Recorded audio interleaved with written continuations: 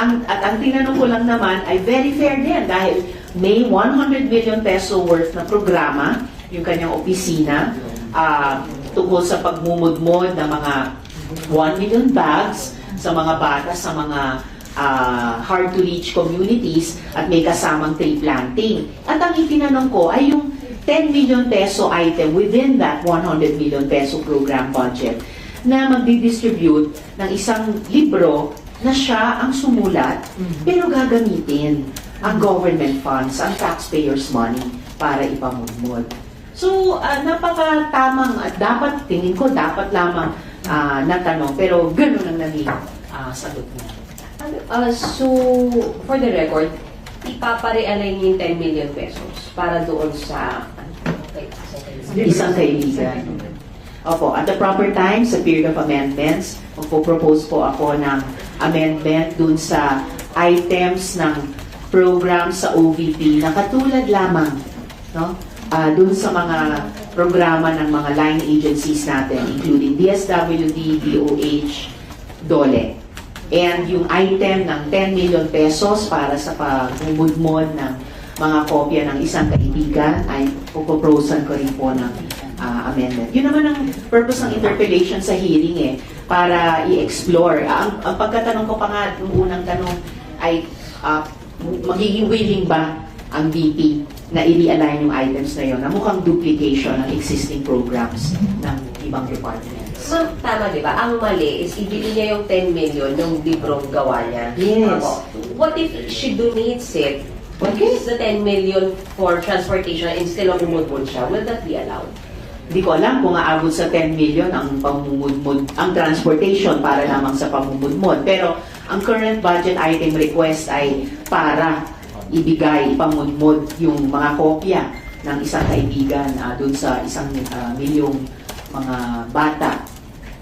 At siya pa yung nagbanggit na yung mga batang yun ay may magulang, yung mga magulang yun ay boboto. Hindi naman ako nag-interpellate ng budget ng COMELEC, budget ng OVP, yung ini-interpellate ko kahapon sa hearing. So, bakit siya nagbabanggit ng boboto? Yan ba ay nasa mandate ng OVP? Ewan ko lang.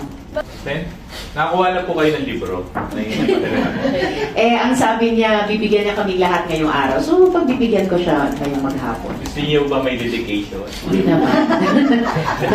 Na-overdose na ako sa dedication kahapon.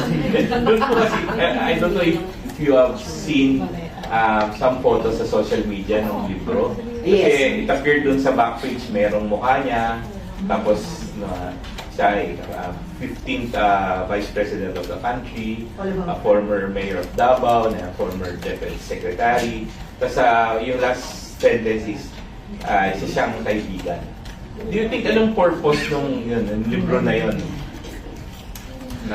Well, obviously the purpose is to magpakilala sa sarili niya sa mga bata na bibigyan ng librong yan sa mga bahay nila sa hard-to-reach areas. Sa mga bata lang, hindi sa magulang na bata. Well, nung maliliit yung mga anak ko, pag may mga libro sila or school bag, kasi bag ang ibibigay, di ba? So, pag may mga bag silang inuuwi from school after class, syempre tinitignan ko rin. And of course, makikita ko rin yung laman ng bag nila. Sinasabi mo, ma'am, yung printing pala noon will cost 50 pesos per copy according to the Office of the Vice President. Kaya nag-allocate ng 10 million. Well, ang punto lang kasi, textbook ba yan? Approved ba ng DepEd? Naku, kung pag-usapan natin yung textbook problem ng DepEd, yung nakaraang 2 taon, ang daming problema, di ba? So bakit inuna ang isang personally authored, kung siya ang sumulat niyan, personally authored na libro? 10 million. Maliit kung sa textbooks kabuo ang budget ng DepEd, pero hindi siya barya. At 10 million na galing sa buwis ng mamamayan. So, pera pa rin na hawak ng gobyerno na dapat tanungin ng Kongreso. Ma'am, kung alam mo nung book na yun, all about VP Sara, may nakikita kayo na ibang intention nun? Is it parang preparation for 2028? Possible? Well, hindi ko alam kung bakit paulit-ulit siya na nagsasabi ng politicizing kahapon. Basta, para sa akin, at kaya sinabi ko sa chair at sa pagdinig niya na tungkol ito sa pera ng bayan. It's not about you.